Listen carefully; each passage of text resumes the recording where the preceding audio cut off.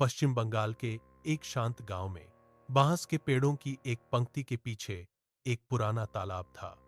ग्रामीणों ने इसे अंधार न्यू न्यू न्यू न्यू कहा, क्योंकि दिन के दौरान भी पानी गहरा और शांत दिखता था। कई बुजुर्गों का मानना था कि इसकी बैंकों के पास कुछ अजीब रहता था। लगभग 12 साल पहले रतन नाम का एक युवक पास के एक मेले में जाने के बाद देर रात घर लौट रहा था। उसके घर का छोटा रास्ता उस तालाब के बगल से होकर गुजरता था। चांद बादलों के पीछे आधा छिपा हुआ था और हवा में गीली मिट्टी की गंध आ रही थी।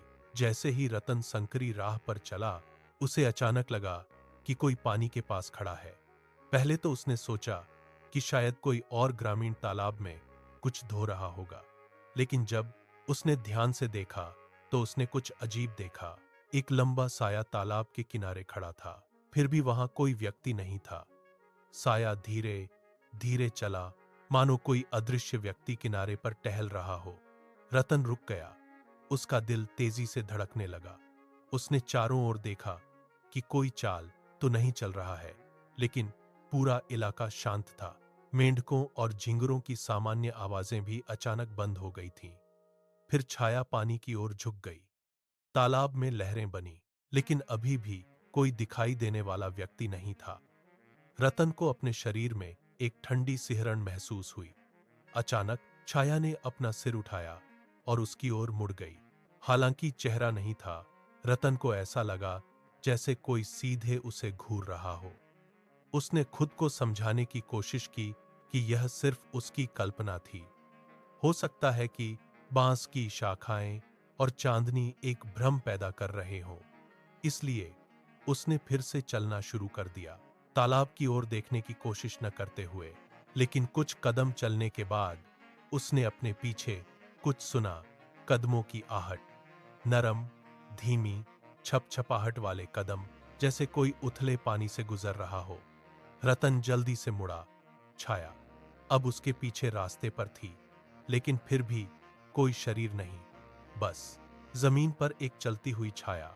डर के मारे रतन भागने लगा, गांव की रोशनी की ओर भागते हुए। उसकी चप्पलें कीचड़ भरे रास्ते पर फिसल गईं। उसके पीछे अजीब छप छप की आवाज कुछ सेकंड के लिए आई और फिर अचानक बंद हो गई। जब रतन आखिरकार घर पहुंचा तो वह कांप रहा था और हाँफ रहा था। उसके परिवार ने सोचा कि उसने भूत देखा था।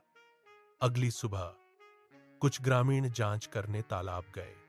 पानी के किनारे के पास उन्होंने कीचड़ पर गीले पैरों के निशान पाए, लेकिन पैरों के निशान अचानक रास्ते के बीच में समाप्त हो गए, जैसे कि व्यक्ति बस गायब हो गया हो।